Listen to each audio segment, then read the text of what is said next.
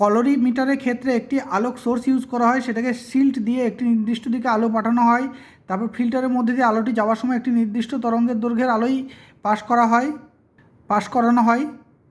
তারপর সলিউশনের মধ্যে দিয়ে আলোটি যাওয়ার সময় আলোটা কিছুটা শোষণ হয়ে যায়, বাকি আলো ফটো ডিটেক্টরে লাগে। ফটো ডিটেক্টর ইলেকট্রিক জেনারেট করে এবং যে পরিমাণে ইলেকট্রিক জেনারেট করে সেই অনুযায়ী অ্যামিটরে একটা মাত্রা চলে আসে এবং সেই মাত্রা দেখে বোঝা যায় কতটা গাঢ় সলিউশন এর মধ্যে আছে, বা আমরা যেই জিনিসটা খুঁজছি, যেই দ্রব্যটা খুঁজছি সলিউশনের মধ্যে, সেই দ্রব্যটা কতটা গাঢ় পরিমাণে এর মধ্যে আছে। কারণ গাঢ় যত বেশি হবে আলো তত কম যাবে এবং ফটো ডিটেক্টরে তত কম পরিমাণ ইলেকট্রিক জেনারেট হবে, আর যত গাঢ় কম থাকবে, হালকা থাকবে, তত বেশি পরিমাণে আলো এইটার মধ্যে দিয়ে পাস হয়ে যাবে এবং ফটো ডিটেক্টরে তত বেশি পরিমাণে ইলেকট্রিক জেনারেট হবে। তবে কলোরিমিটার ব্যবহার করার আগে প্রথমে একটা ব্লাঙ্ক দেওয়া হয়, যেক্ষেত্রে 100% আলো পাস হচ্ছে কিনা দেখে নেওয়া হয়।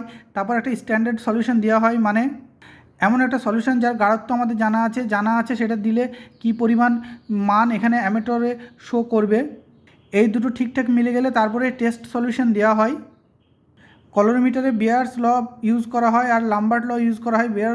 বেয়ার্স ল অর্থে বলা হয় কনসেন্ট্রেশন যত বেশি হবে অ্যাবজর্পশন তত কম হবে, তাহলে স্বাভাবিকভাবেই ট্রান্সমিশন বেশি হবে।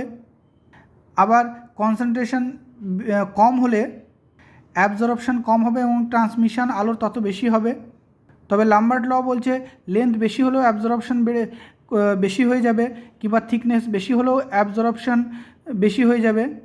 তাই লেন্থ আর থিকনেস সর্বক্ষেত্রে সমান রাখা হয়, কারণ একই টেস্ট সলিউশন একটাতে যদি লেন্থ বেশি হয় আর একটাতে যদি লেন্থ কম হয় তাহলে রিডিং আলাদা পাওয়া যাবে, কারণ লেন্থ আলাদা হচ্ছে।